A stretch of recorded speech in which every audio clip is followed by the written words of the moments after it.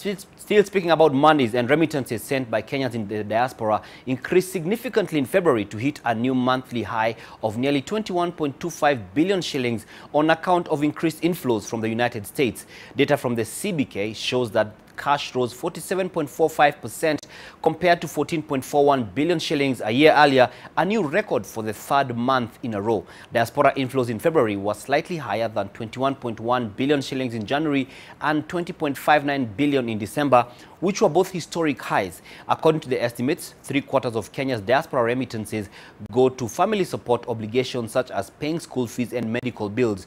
These remittances support the shilling by helping meet the demand for the dollar while also building up the country's foreign exchange reserves at the CBK.